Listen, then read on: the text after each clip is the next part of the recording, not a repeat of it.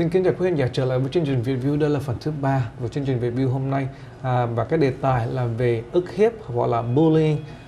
Thì hôm nay tôi và có quý khách là luật sư Carl Trương tới đây để trình bày những cái sinh hoạt mà anh có lý tưởng và muốn đem đến học khu Westminster để giúp đối phó về cái vấn đề ức hiếp cho các bạn trẻ, các em học sinh tại khu học Westminster District. Thì cái phần đầu, trước khi cái phần quảng cáo đó, chúng tôi đã nói về cái đề cập về cái sự 43% thanh thiếu niên bị ức hiếp từ lứa tuổi là 13 tới 17 tuổi trên mạng rồi. Và chúng tôi cũng chia sẻ chút xíu là về cái sự ức hiếp là cái lứa tuổi đó là trong cái thời điểm mà hơn 75% của các loại tâm bệnh nó phát ra rồi. Nên quý vị nên chú ý đến trong cái khoảng cách đó, thời gian đó, về những cái hành vi, những cái cảm xúc của con cái mình, và để chúng ta có thể phòng ngừa, tìm sự giúp đỡ, liên lạc với những thầy giáo, cô giáo, liên lạc với những người có quyền tại trường học, và mình cũng khuyến khích cho con mình tìm những cái nơi hỗ trợ tinh thần có thể tới để tìm sự giúp đỡ. Tại vì nhiều lúc là như tôi và Carl đã trình bày, nếu mà chúng tôi trong cái lứa tuổi đó mà trải qua bị ức hiếp, chúng tôi sẽ không có báo cáo cho những phụ huynh hoặc là giáo viên, tại vì sẽ sợ các bạn mình bỏ bê mình, tại vì mình nói là mình là người I can't say how it's in Vietnamese and so far snitch. Yeah. Cái người mà mét. Người thích mét.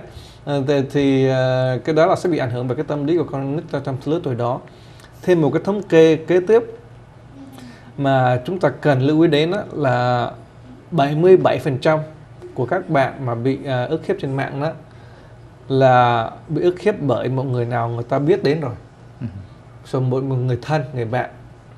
So about 77% of the cases of cyberbullying or bullying is by someone they know. So how painful it is to be with someone that you know and end up being the one who's hurting you. Right? So that creates a confusion, psychological confusion, similar to a case where a parent and child, where a child witnessed a parent did something bad. The child doesn't understand, why do I feel this hate or this anger against the person I love?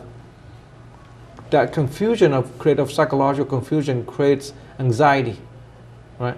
For children who are young that doesn't know how to process that, ends up having developed anxiety disorder or depressions, and that's especially true and high risk for those age group.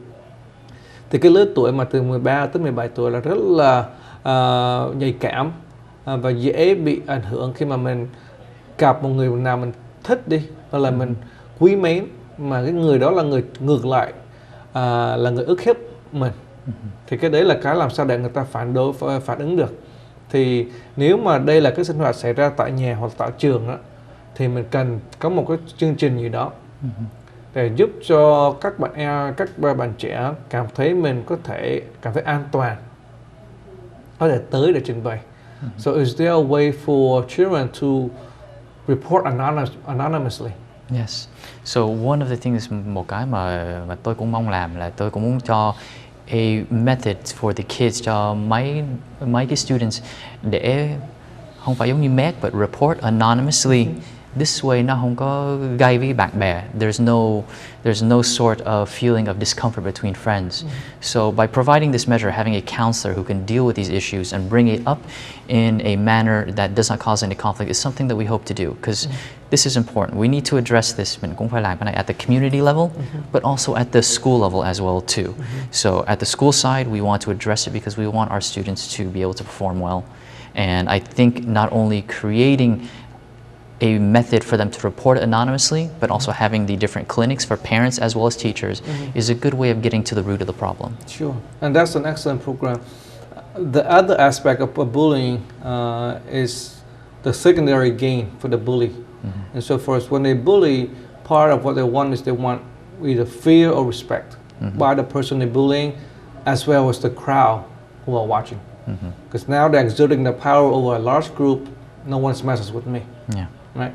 So how can we break that dynamic so that we teach the kids, hey, as a group, you see someone's being bullied, come and intervene. Yeah. Don't just stand around and just watch. Right? That's something that happens all the time where you see that with kids as well as adults going outside. Yeah. You see someone's getting into a fight or someone's getting hurt, and you just congregate around and form a circle and watch. Right? Yeah. Right? So how can we empower the kids to help them feel okay? It's okay to go and intervene.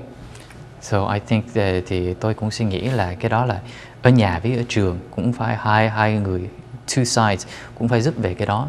Chỉ ở nhà thì bố mẹ cũng phải dạy mấy đứa the students, mấy đứa con, để nếu mà thấy cái đó thì cũng phải nhảy vào bên cái người đó or try to diffuse the situation. Also at school, ở trường mình cũng phải thầy cô giáo cũng phải, nếu mà thấy cái đó cũng phải vào, phải giảng cho mấy cái students đừng có làm cái đó, rồi cũng phải ráng create an atmosphere of where you say if you see something wrong, address it, be courageous, come in there and address it, or at least cho thầy cô giáo để biết lần. Thì qua cái kinh nghiệm công việc làm của tôi thì có một cái chương trình để giúp can thiệp khi mà mọi người bệnh nhân mà báo động, thì cái trường hợp này mình có thể dùng để cho cái trường hợp mà mình gặp phải một cái trường hợp ở nhà trường mà một đứa đang bắt nạt người khác hoặc là đang đánh người khác, một đứa bạn trẻ khác đi, nó gọi là non-violent crisis intervention. Thì có những cái phương pháp đặc biệt khi mà trong cái nhóm đó có nhiều người đi, mỗi người tới cầm một tay cầm một chân, kéo cái thằng kia ra, kéo cái đứa kia ra là they can't hurt anybody. So it's called take down. So we do take down in that way, so minimal risk where no one gets hurt.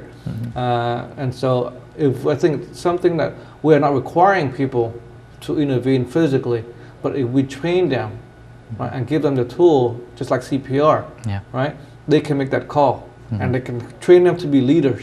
And so for say we see something wrong, right, we need to step up and fix it or correct it or intervene and not let it continue to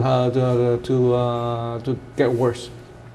So that was just an idea I was just thinking right now. So first, how can the school system, even if the student doesn't get involved, the teachers, teachers get trained in nonviolent crisis intervention, where hey, you see someone fighting or see someone being aggressive, come in, do a takedown, right?